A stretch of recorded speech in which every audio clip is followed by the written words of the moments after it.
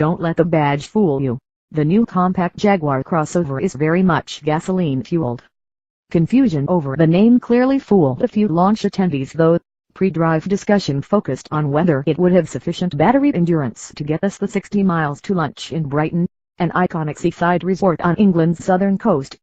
Such are the priorities of jet-lagged road testers. The relief palpable when it was realized good Opel internal combustion power means a range of over 400 miles by the quoted EPA combined figure. And our fish and chips wouldn't be going cold. The fully electric I-Pace will join the crossover line up eventually, but for now the E-Pace is a more conventional junior partner to the F-Pace, the fastest-selling vehicle Jaguar has ever built. Why wouldn't it want to capitalize on that with a smaller, more affordable but equally stylish second model line? With a $38,600 starting price, it's nearly $3,500 cheaper than the equivalent entry points to the F-Pace and Evoque ranges, but, as we'll see, with a character of its own. If the E-Pace looks like a slightly truncated F-Pace with some sharper body detailing and a sportier face, then little wonder. The basic lines are familiar, but it's 13.3 inches shorter overall and 7.6 inches less in wheelbase. It looks taller as a result, but is more or less identical to the F-Pace in height, with harder edges, reverse cuts in the flanks that catch the light, and a slinky trunk lid helping make it look lower and wider than it actually is. The major difference under the skin is the E-Pace's transverse engine layout, the basic foundations shared with the Evoque and distantly related to Ford's UCD platform. This is a Washington's X situation, though, as the fundamental layout and center floor pan are similar to the Evoque's, but the front subframe and rear suspension all new. The powertrain is more closely related, being based on Jaguar Land Rover's 2.0-liter Ingenium turbocharged gasoline engine and driving all four wheels through a 9-speed automatic transmission.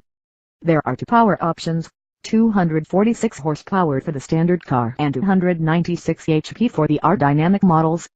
Also used on the Evoque, the active driveline system on R-Dynamic models is based around GKN's twin-stir rear axle unit, with full toward vectoring across the rear axle when engaged.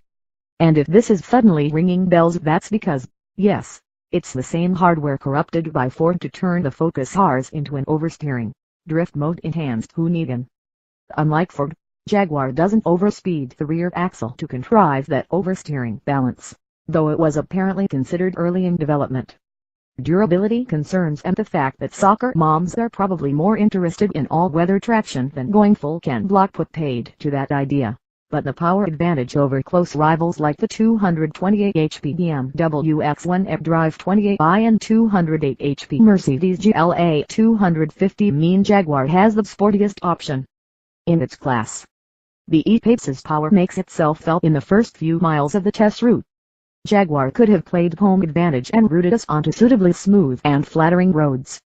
Instead we're straight onto the bumpy, concrete-surfaced Orbital Expressway that surrounds London before heading off along tight and twisty English lanes whose occasionally haphazard pavement is covered with a slippery carpet of wet leaves.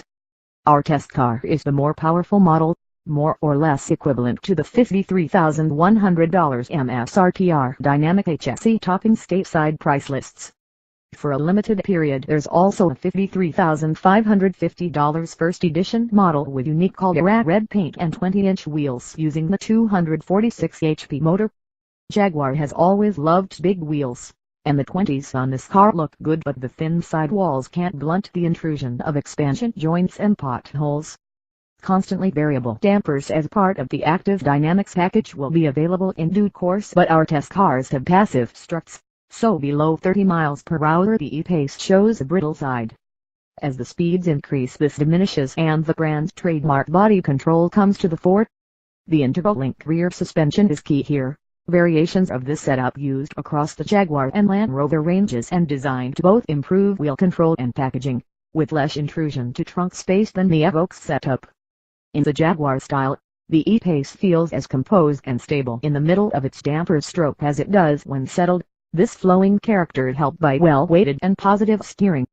While it sounds a little rough and unrefined at lower speeds, the engine pulls hard, delivering peak torque from just 1,500 RPM and exploiting its strong mid-range through all 9 gears.